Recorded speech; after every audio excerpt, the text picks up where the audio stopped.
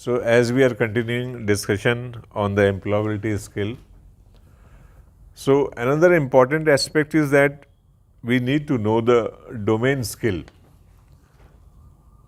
and hard skill required to perform a job. I give you example about the industrial unit and about the job role in a stadium, organizing an event. But now we need to also to see that what are the different hard skills are required with reference to the job in which you applied. I will give you an example. Now, if you are suppose you have done electrician trade in vocational courses, and in this after doing this ITI course or vocational courses, you want to apply for job. You are applying for a job.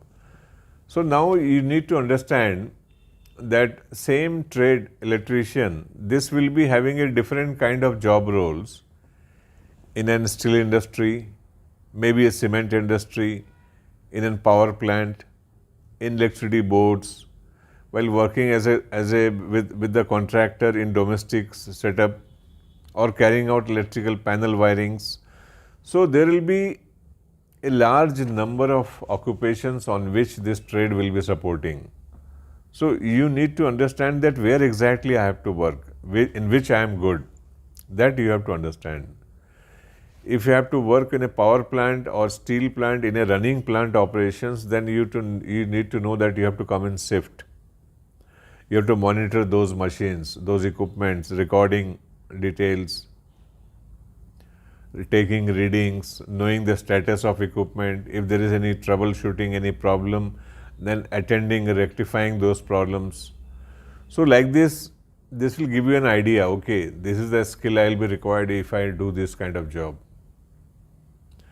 Now when an electrician work as with a contractor in setting up wiring system, either domestic wiring or industrial wiring or electrical panel wiring, then that requires a different kind of skill. Same way in electricity board, if you are operating, then you may be handling transformers, you may be handling different kind of electrical distribution systems, DO fuses, and there are all range of equipments which are linked with them.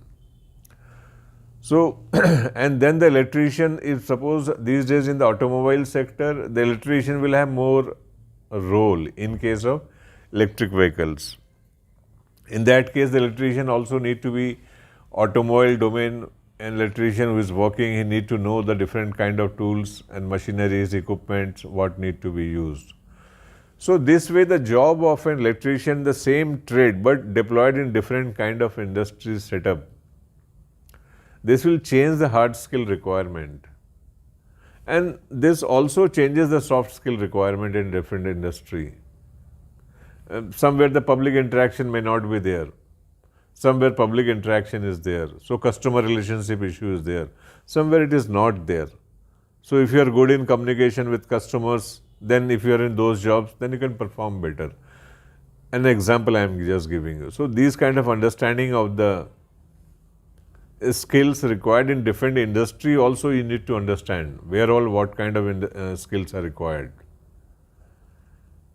Working in a power plant, round the clock, shift in pollution, but good salary, overtime and all. So you need to understand. Working with contractors, a different kind of working system, salary, perks, everything will be differ. So this you have to understand.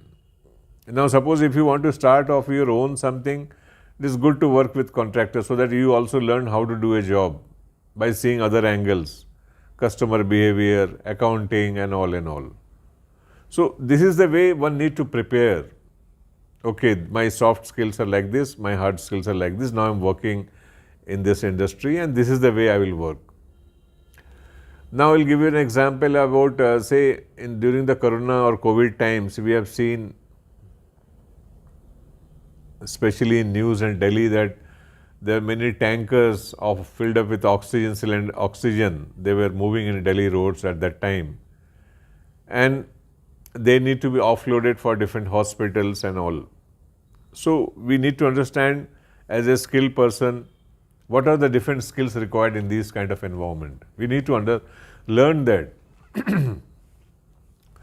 Now those trucks which are containing this oxygen cylinders, they are stored in a liquid form at very high pressure. So one cannot use that oxygen directly into the hospital for a patient.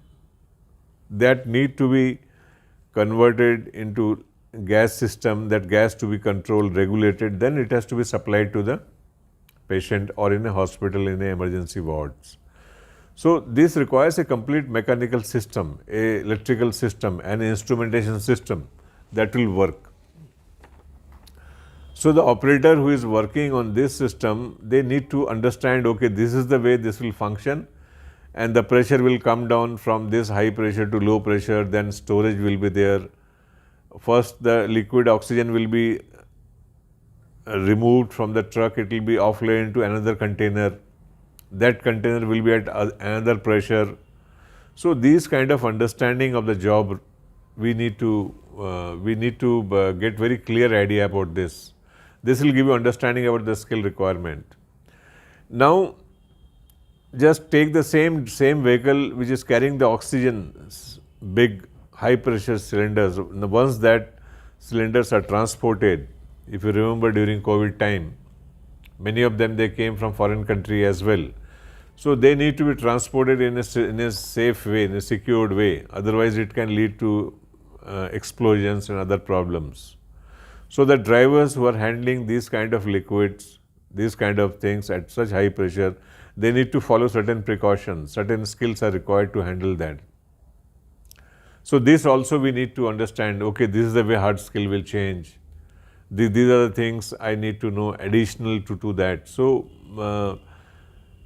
the skill requirement, just by name of the trade, it's not going to help you much. But while actually deploying in a work, in a field, in an industry setup, you need to understand that. So now we should also see that how in a typical service sector organization company, say in a big retail shop, how the thing functions there. In the same way, you need to do the analysis what I mentioned you earlier.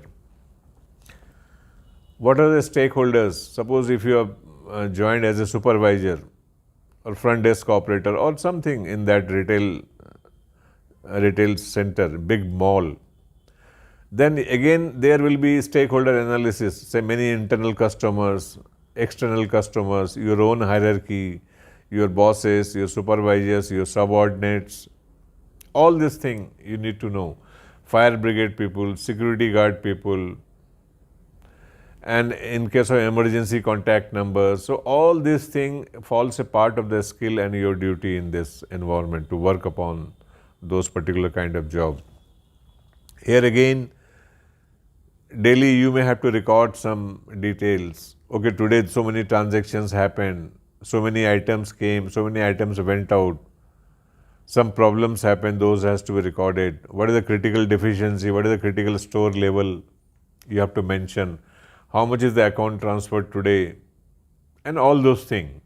So this is the way, once you start recording all those things, this is called communication in this context in a retail industry.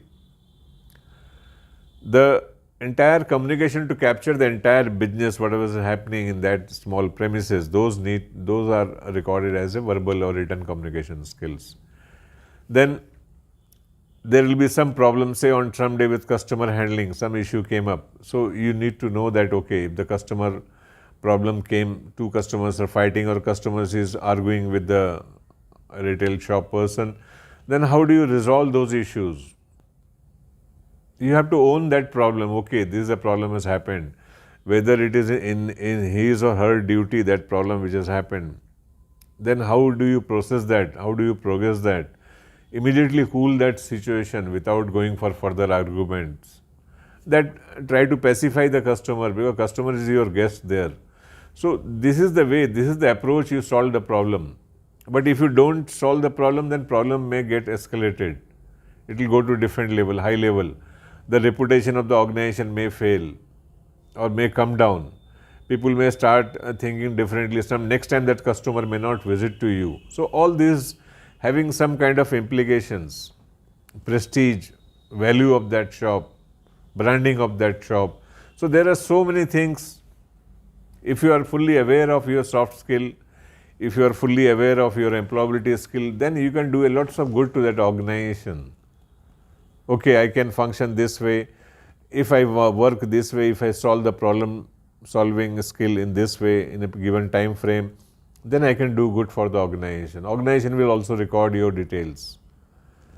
In a retail shop, then how the products are displayed, which product, in which place, at what value they are displayed. They are displayed in a particular way. So you need to understand what way it is being done, what is the methodology and practice for doing that. So these kind of understanding, how the daily cleanliness, hygiene is maintained, how does in case of fire, in case of problems, in case of breakdowns, how you are going to behave in those emergency conditions.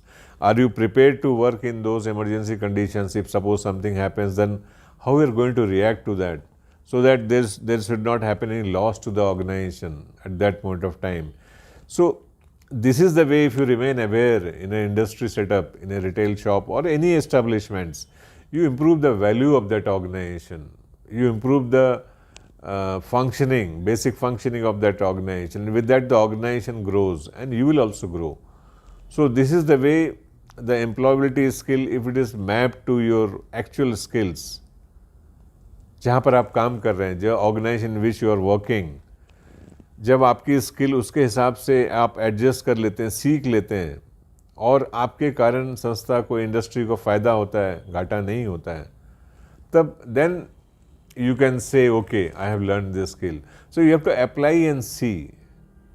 Employability skill, many of the times when we study in vocational institutions or academic institutions in colleges, most of the time they are the examples we give or different set of examples. But practically when you actually work on the shop floor, work in different shop, and especially these are very useful things which you learn during internship, apprenticeship training. That's why apprenticeship, internship is very important, because once you go there, once you stand, if you witness an event like this happening, you understand, okay, this is the way it's happening, this is the way it happens.